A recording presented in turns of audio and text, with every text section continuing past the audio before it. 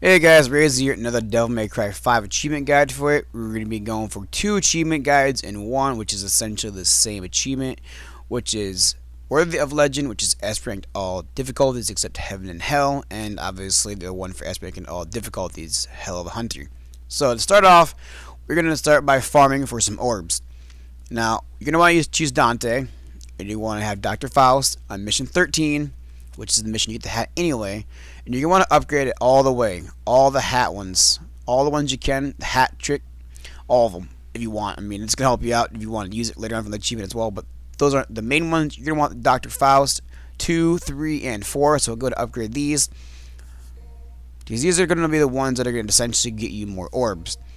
Now, as well, you're going to also, once you can get enough, buy the last one for sure. It's going to help you out, obviously, and you're also going to want to buy the actual gunslingers as well. They'll help you get the set hat, which is a move when you catch the hat, you press it again, and you will suck in enemies and damage them even more. So what you're going to do is you're going to get to this last checkpoint right before you beat this, where the upgrade station is at, and you're just going to jump down here, and you are just going to continuously press B. You don't need to press RB to lock on anything. You can just aimlessly just go around here and just press B. What I recommend doing is not try and take out the little hatchery things that spawn enemies, because you're going to want as many enemies as you possibly can. I mean, they do give you orbs, but I would just sit here and let them spawn. Now, you're also going to get random people when you're playing with them, so just keep that in mind. If you keep doing this long enough, you will eventually be by yourself, and you don't have to worry about other players killing the enemies for you. With that being said, you're not going to do much other than just sit down here and farm for several hours to get enough orbs. Obviously, to upgrade everything as well, doing this method, but this is just going to be for the simplistic version of just getting all 3 of their taunts, because this is going to help you be able to keep your rankings up. So that being said, I'm just going to show you the 3 taunts basically as a little extra tidbit here. I just thought I'd show you the method to farm to get them, because it's important to have them, especially for the higher difficulties.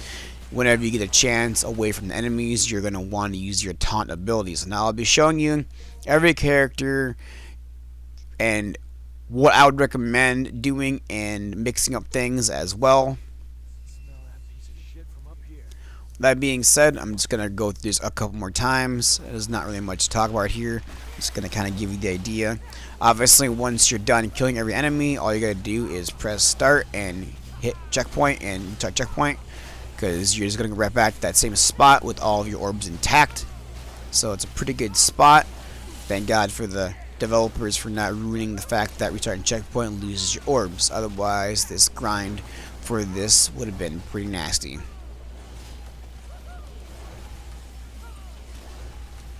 And after I finish mopping up here, I'm going to show you the other ones I ended up buying. Obviously, I ended up buying Dr. Faust number 4, which also increases the orb rate gain, as well as Gunslinger 3 and 4. Well, obviously you got to buy 1, but the main one's 2. 2 is the one you're going to really want to buy. You don't have to buy number 3 if you don't want to. I mean, you're going to eventually for the other achievement, but 2 is going to give you the one for a set hat, which is the one when he tosses the hat. If you press B at the right time, you will catch it. Like I said, it will damage them even more, like pull them all closer to you. That way you can just have them all, they're all on the ground at the same time too, by the way, just kind of stunned. So especially for these enemies, which is really annoying and will knock you over all the time. For that, it'll be really, really helpful, and also seems to make this go a lot faster.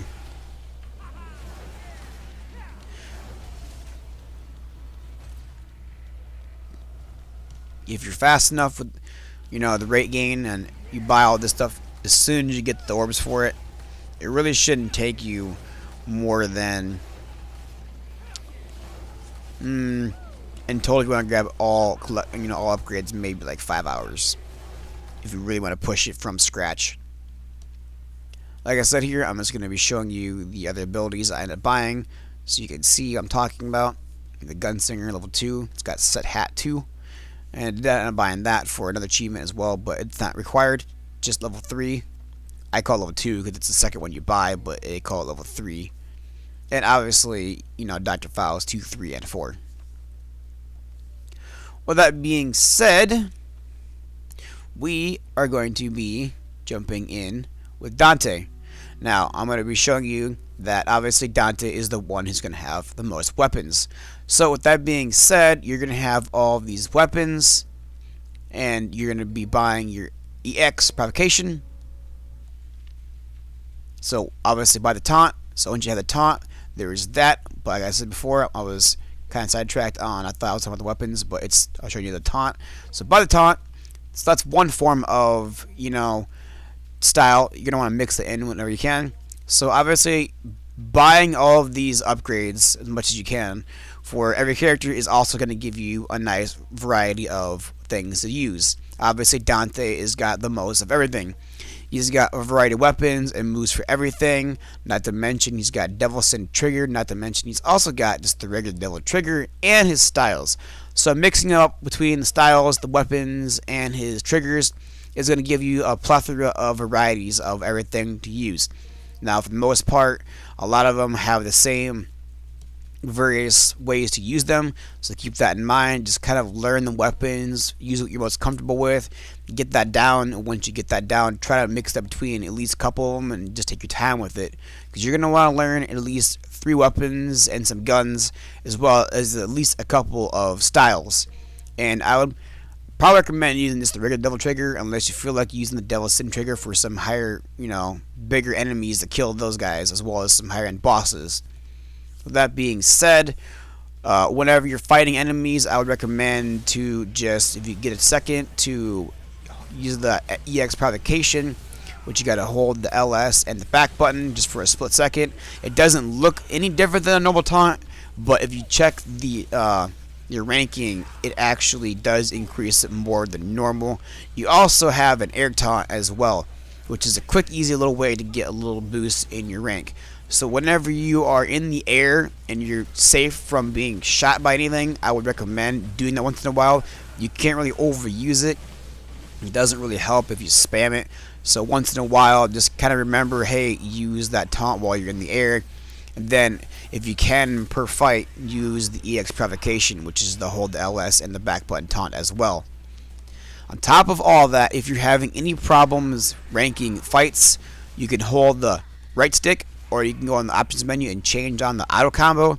What it does for Dante is it'll randomly just change up your weapons and, cycle through all of your stuff all by itself, so that way it'll basically force your variety of weaponry, so that way the combos will stay fresh. I'm pretty sure it might even change your stances too. I'm not quite sure on that one. It might do that as well, but I know it changes all your weapons on the fly, so you'll be going through all of them. Don't know if it activates your Devil Trigger. I don't think it does for any of them. I think that's something you got to do yourself, but it might change your stances as well. I'm thinking it might. I'm not sure if it does. I know it just changes your weapons, so keep that in mind. If you're not comfortable with the game automatically just changing weapons for you to fly and your guns, because you're not going to be knowing what's popping up, it's just going to randomly change everything, forcing you to get different variety of combos. That being said, that's all there really is to it to Dante. You just gotta really master his weapons and styles, and remember to taunt once in a while. Like I said, use the auto combo thing if you really think it helps. We'll be working on Nero here in a second. It's kind of going through here and showing you different ways to be able to fight while I'm shooting everything or going in the air and taunting. Once in a while, switch up weapons and hit him with something else, combos. And if you can really get the distance, in some fights you really can't really get the distance and use that EX Provocation taunt. Like right here, I try it here and get it. See, I got right there.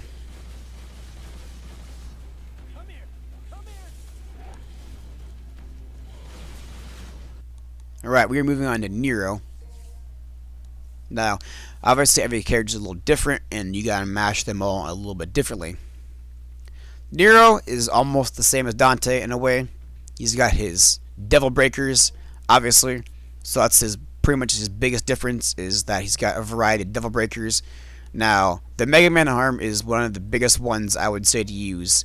That and the Overture one are pretty good for the fact that they have some pretty good radius. Now I'm going to go in here and I'm going to show you that I'm going to buy his EX Provocation. Buy that. I'm going to use that here in a second. So with that being said, with his arms, he's also got his abilities. He's got his gun, his sword. Now another thing he's got is Exceed. Now I would abuse the Exceed as much as you possibly can. Not to mention Devilbringer has a variety of moves as well. I would definitely learn the moves for Devilbringer. If you can get hordes of enemies grouped together, you'd be able to use some of those the up Y and B and down Y and B moves. They definitely will tear through them and give you a triple S ranking, if not an S ranking or two out of that. It's pretty good, especially when you get the higher end enemies when they're have bigger healths, which is more a chunk down, which will definitely give you a higher ranking if you can pull them all together and do that. Also, uses whip a lot to be able to pull enemies to you, to single them out. That way you're not going to be hit by a lot of things. If you can try to single things out and get them off into the distance, single them out, knock them into the air, combo them in the air as well. I kind of forgot to mention that's Dante. You're going to want to do that as well as air combos. So another thing about Devilbringer is spamming RT as well when it's activated. When it's activated while you're hitting them with the Y button for your sword, you can spam the RT button, which is going to be able to punch them at the same time. So be sure to activate the Devilbringer whenever you get it up all the way. I would recommend waiting until you get almost all of it, because if you try to use those moves for Devilbringer, it's going to take a good chunk of the bars away from you, from your Devilbringer gauges.